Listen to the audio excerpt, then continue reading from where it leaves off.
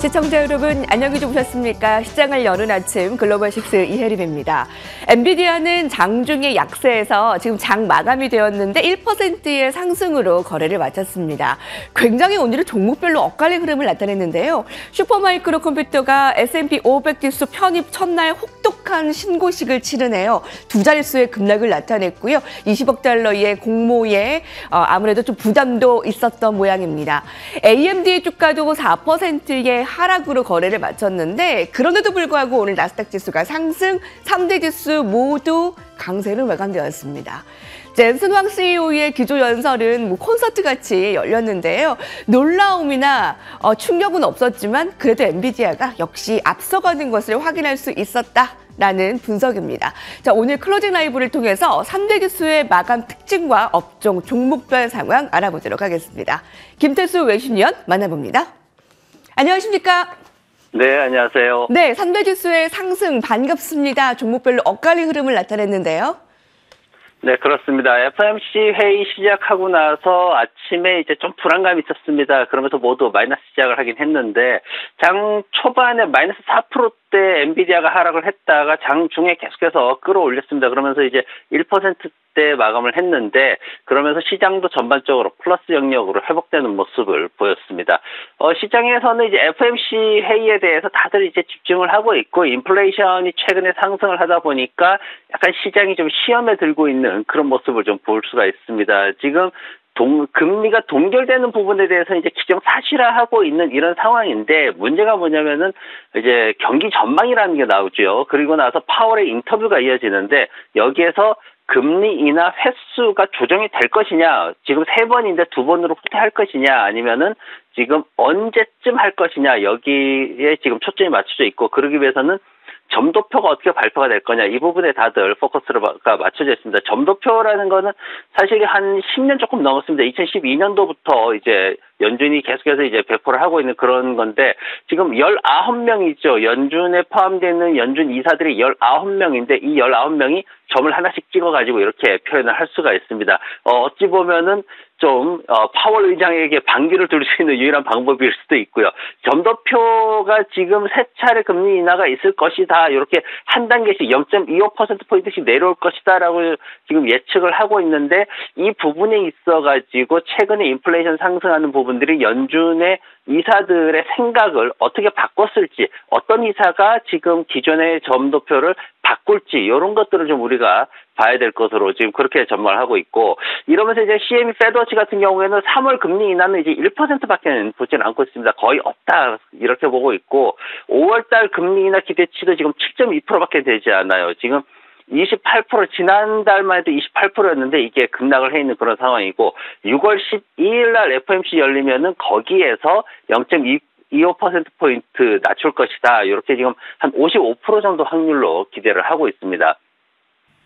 시장에서 종목들 보면은 슈퍼마이크로 컴퓨터가 이제 잘 나갈 때 이제 또 200만 주를 신주를 또 매각을 하겠다 이렇게 밝혔습니다. 그러면서 주가가 하락하는 모습을 보였고, 그래도 한 20억 달러 정도 되는 자금을 갖다가 이제 시장에서 딴 데다 안 쓰고 이제 회사 뭐 제조하고 이런 시설 확충하는 데 쓰겠다 이래가지고 앞으로 좀 더 성장에 대한 기대감도 좀 큰 부분이 있고요.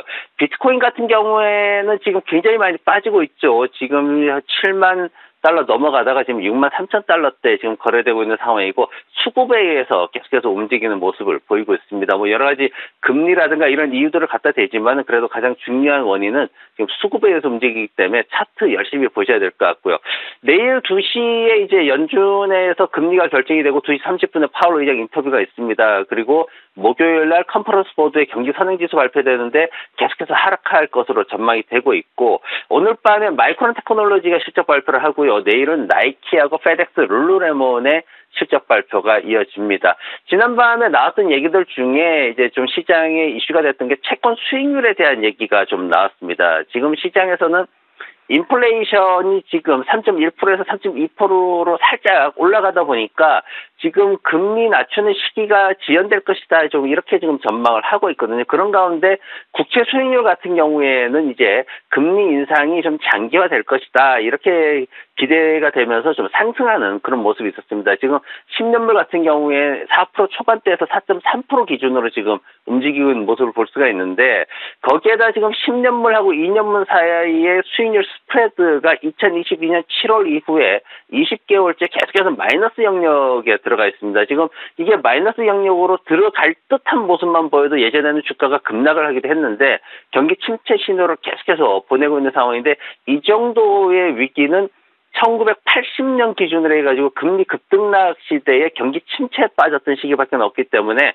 이런 것들을 배경으로 해서 지금 금리 문제가 주식시장을 좀 위험에 빠뜨릴 수 있다. 이런 얘기들이 지난밤에 좀 나왔습니다. 특히 이제 모건 스탠리 쪽에서 나온 얘기가 뭐냐면은 4.3% 올라와 있는데 이게 4.35%까지 0.5%포인트 올라가게 되면 0.05%포인트 올라가게 되면은 굉장히 기술적으로 주식시장을 건드릴 수 있는 민감도가 높아진다. 이렇게 얘기를 하고 있어가지고 소형주들에 대한 투자를 좀 조심해야 된다. 이렇게 얘기를 했습니다. 그래서 앞으로 채권 수익률 올라가는 모습 보면서 이 소형주들에 지금 투자하고 계신 분들은 좀 주의가 필요해 보입니다. 네. 그렇군요. 10년물 국제금리가 4.3%까지 치솟으면서 주식시장에 어떠한 영향을 미칠지 당분간 살펴봐야 되겠고요. 역시 시장의 관심은 이제 FOMC입니다. 금리 동결이 예상되면서 앞으로의 경제 전망과 금리 인하 횟수 등 점도표를 예의주시해야 될 것 같습니다. 금리 인하의 올해의 횟수 3회가 가장 유력시되는데 혹시나 2회로 줄여지게 될 수도 있습니다. 그렇게 되면 좀 시장에는 불리한 영향을 받을 것이다라는 분석을 해주었고요. 오늘 업종별, 종목별 특징도 자세하게 짚어주시죠. 네, 크루드오일 가격이 또 한 1% 정도 상승을 했습니다. 83달러대에 지금 거래가 되고 있는데 에너지 업종이 1%대 강세를 보였고요. 구글과 메타가 좀 주춤하다 보니까 통신 서비스 업종은 약세를 보이는 모습을 보였습니다.